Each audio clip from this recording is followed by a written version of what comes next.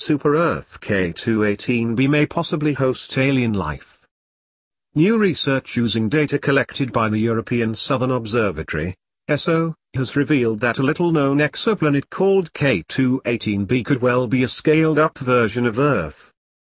Just as exciting, the same researchers also discovered for the first time that the planet has a neighbor. Being able to measure the mass and density of K2-18b was tremendous, but to discover a new exoplanet was lucky, and equally exciting, says lead author Ian Cloutier, a PhD student in U of T Scarborough's Center for Planet Science, U of T's Department of Astronomy and Astrophysics, and Université de Montréal Institute for Research on Exoplanets. Both planets orbit K2-18, a red dwarf star located about 111 light-years away in the constellation Leo. When the planet K2-18b was first discovered in 2015, it was found to be orbiting within the star's habitable zone, making it an ideal candidate to have liquid surface water, a key element in harboring conditions for life as we know it. The dataset used by the researchers came from the high-accuracy radial velocity planet searcher using the ESO's 3.6 meters telescope at La Silla Observatory, in Chile. HARPS allows for measurements of radial velocities of stars, which can be affected by the presence of nearby planets, to be taken with the highest accuracy currently available. The instrument makes it possible to detect very small planets orbiting those stars.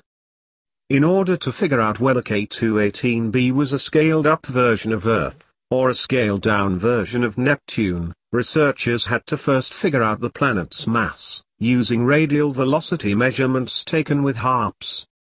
If you can get the mass and radius, you can measure the bulk density of the planet, and that can tell you what the bulk of the planet is made of, says Cloutier.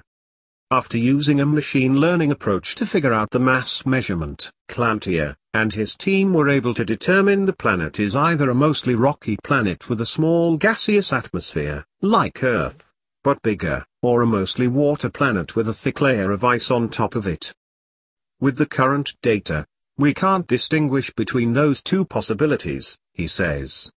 But with the James Webb Space Telescope we can probe the atmosphere, and see whether it is an extensive atmosphere, or it's a planet covered in water. The JWST, which will be launched in 2019, will be instrumental in collecting a range of data for studying the solar system, early universe and exoplanets. There's a lot of demand to use this telescope, so you have to be meticulous in choosing which exoplanets to look at, says René Doyen, a co-author on the paper who is also the principal investigator for NIRISS, the Canadian Space Agency instrument on board JWST. K2-18b is now one of the best targets for atmospheric study, it's going to the near top of the list. It was while looking through the data of K2-18b that Cloutier noticed something unusual. In addition to a signal occurring every 39 days from the rotation of K2-18, and one taking place every 33 days from the orbit of K2-18b, he noticed a different signal occurring every 9 days. When we first threw the data on the table we were trying to figure out what it was.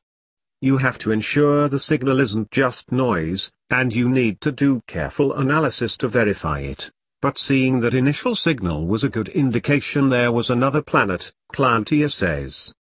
While the newly described planet K2-18c is closer to its star, and probably too hot to be in the habitable zone, like K2-18b, it also appears to be a super-Earth, meaning it has a mass similar to Earth. Cloutier, who had set the goal of discovering a new exoplanet within his PhD, considers himself very lucky to have discovered it in this dataset.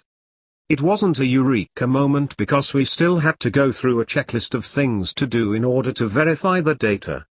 Once all the boxes were checked it sunk in that, wow, this actually is a planet.